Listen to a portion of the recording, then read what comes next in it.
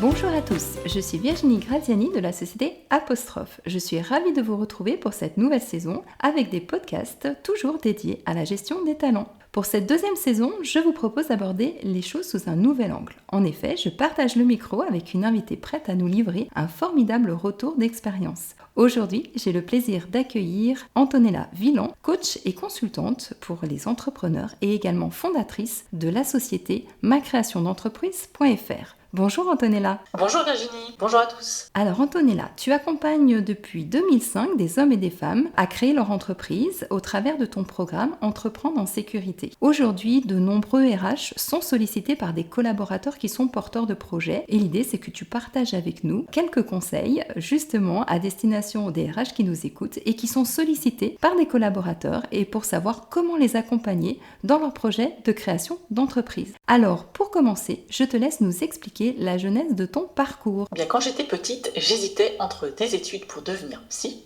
ou des études de gestion. Et j'ai réussi à réunir ces deux facettes dans mon quotidien. Donc comme tu l'as dit, j'aide des salariés à changer de vie et à s'épanouir avec l'entrepreneuriat. Et j'insiste sur le fait que j'accompagne des trajectoires de vie et non pas simplement des projets. Et comment as-tu déjà lancé toi ton propre projet de création ? Eh bien, j'ai démarré dans l'accompagnement à la création d'entreprise dans un réseau local d'accompagnement il y a bientôt 20 ans. Et très rapidement, j'ai créé mon entreprise. Parce qu'au fond de moi, accompagner des entrepreneurs sans en être, cela pose un vrai problème d'honnêteté intellectuelle, de déontologie et puis d'expertise. Et du coup, c'est pour cette raison que tu as créé la plateforme macreationdentreprise.fr. Oui, tout à fait. Avec le site, nous sommes là dès que l'envie d'entreprendre pointe son nez, avec un parcours pour faire le point sur cette envie et savoir si c'est une bonne idée pour soi ou pas. Et on reste là jusqu'à la réussite du projet.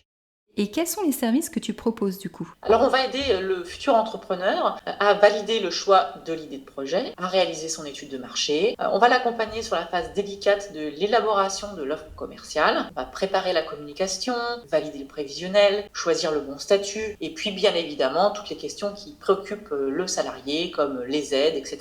Donc c'est un accompagnement à la fois très concret, très opérationnel, mais il me semble que tu accompagnes également les porteurs de projets sur des aspects un peu plus personnels. Oui, comme je te l'ai dit, le côté psy était là, donc nous les accompagnons à véritablement changer de peau, changer de posture, avec un programme qui conjugue du coaching audio, des exercices, des défis, car on ne naît pas entrepreneur, on le devient. Et oui, c'est effectivement un métier où on apprend tous les jours d'ailleurs. Et oui, c'est pour ça qu'une fois lancés, on les aide également à atteindre leur objectif concrètement. Ok, super. Alors Antonella, comment les entreprises et les RH, entre autres, réagissent lorsqu'elles découvrent qu'un collaborateur est porteur d'un projet de création d'entreprise ? Souvent, on voit une peur. Il y a la peur que les meilleurs éléments de l'entreprise quittent l'entreprise. Mais dans la pratique, si les évolutions de carrière sont réelles et sérieuses, les meilleurs éléments ne vont pas forcément partir. La meilleure pratique à mettre en place, à mon sens, c'est d'anticiper. Anticiper en dialoguant avec les salariés sur leur avenir, sur leurs envies, sur les opportunités et anticiper en offrant les moyens aux salariés de réfléchir à leur envie d'entreprise. Et pour les RH, du coup, quel est l'intérêt d'accompagner ce collaborateur qui pourtant sort de l'entreprise ? Eh bien, cela permet d'améliorer l'image de l'entreprise et donc contre-intuitivement de donner envie de rester finalement.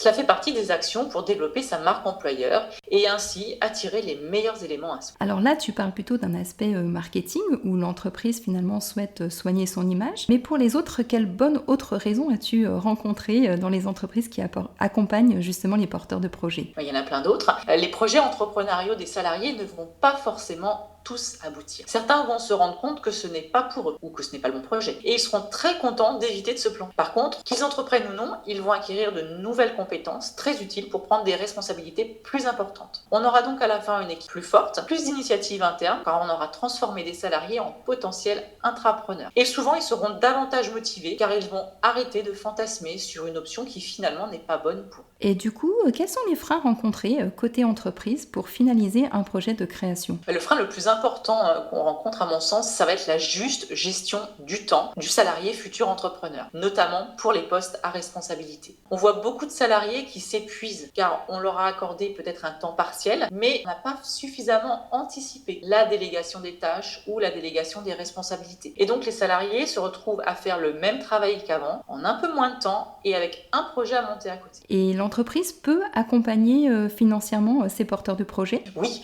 alors l'entreprise peut accompagner ses ses salariés dans cette démarche. Il n'y a pas forcément besoin d'être une grande entreprise pour le faire d'ailleurs. Il y a plusieurs manières d'aider. Parmi les plus simples, c'est d'offrir un dispositif de formation adapté à la situation. Quand on est salarié, clairement, l'idéal, c'est de suivre une formation à distance qu'on va pouvoir suivre à son rythme et quand on veut. Ok. Antonella, le salarié peut-il aussi financer sa formation avec son CPF? Oui, bien sûr. Alors après, tout le monde n'a pas un CPF très garni. Quand il n'est pas très bien garni, un soutien de l'OPCO et l'accord de l'employeur est appréciable. Après, il y a aussi d'autres solutions pour accompagner le salarié. On peut proposer un espace-temps régulier pour avancer. Alors là, il ne s'agit pas d'offrir des vacances au salarié. L'idéal, c'est souvent de lui laisser 1 heure par jour pour suivre sa formation. L'idéal, c'est d'essayer de lui laisser cette heure en début de journée parce que c'est plus facile de se concentrer le matin plutôt que de switcher à midi et ensuite de s'y remettre tard le soir. Après, il y a encore d'autres solutions. On peut faciliter la mise à disposition de moyens, par exemple. C'est assez peu souvent proposé, mais c'est très utile pour le salarié et très facile pour l'employeur. Ça va être du prêt de matériel, du prêt de salle de réunion, de l'impression de documents, etc.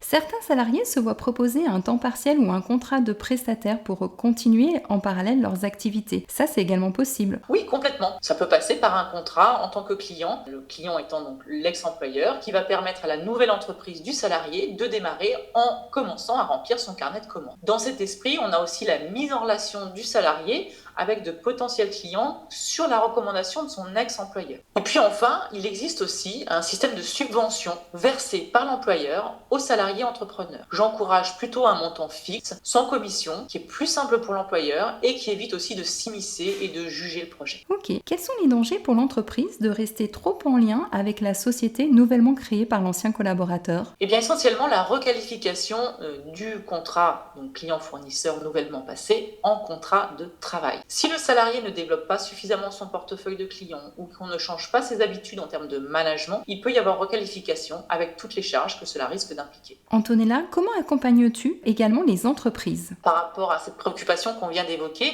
idéalement, j'essaie d'intervenir à 2 niveaux. Un, réduire le risque ou d'échec ou d'insuffisance de développement du nouveau projet. Et puis 2, prendre le temps de définir la mission qui va être confiée au nouvel entrepreneur et les modalités de la collaboration et donc du management de cette mission. Ok, et donc ensuite, tu vas accompagner directement les collaborateurs, il me semble avec des formules sur mesure. Oui, alors c'est vrai que la plupart des salariés qui montent un projet en parallèle de leur emploi vont mettre entre 9 et 18 mois pour être prêts. Cette durée, elle est d'autant plus longue s'ils sont insuffisamment épaulés. Donc, on a proposé et créé 4 grandes étapes. La première étape, c'est notre programme gratuit qui s'appelle Révélation d'entrepreneur, qui va permettre de valider l'envie d'entreprendre du salarié. Un programme que l'employeur peut recommander dès la première intention. Ensuite, on a le programme Mon Rêve, presque un acronyme parfait, qui permet de valider l'idée du projet pour être certain que c'est le bon projet avec la bonne personne au bon moment. Et à ce stade, tu abordes plutôt des notions personnelles, entre guillemets, de motivation, de style de vie, de valeur ajoutée, de contraintes pro-perso. Oui, exactement.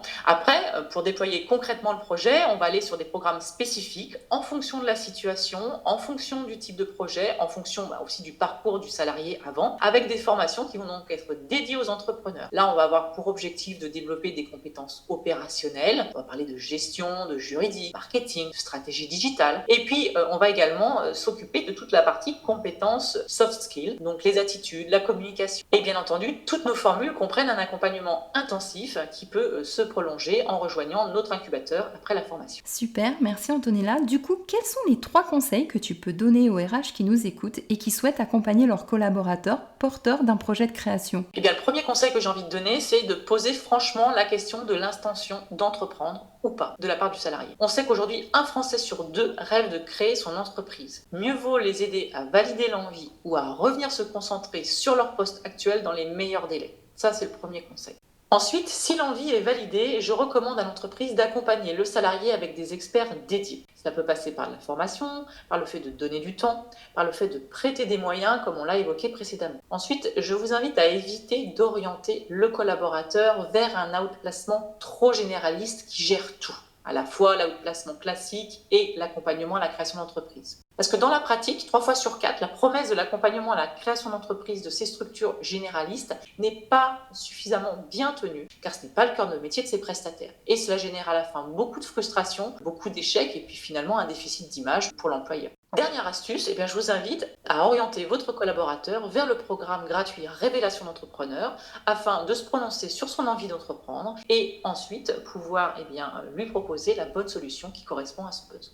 Ok, super. Antonella, je te remercie pour ce partage. Et bien c'est moi qui te remercie Virginie. Bien entendu, tu restes disponible pour poursuivre les échanges. Vous pouvez également nous laisser un commentaire sur la page de notre podcast ou nous contacter directement par email ou remplir le formulaire sur notre site apostrophe.fr. Merci à tous, j'ai hâte de vous retrouver pour notre prochain podcast. Retrouvez également toutes nos ressources sur notre site apostrophe.fr, onglet ressources. Je vous dis à bientôt, au revoir.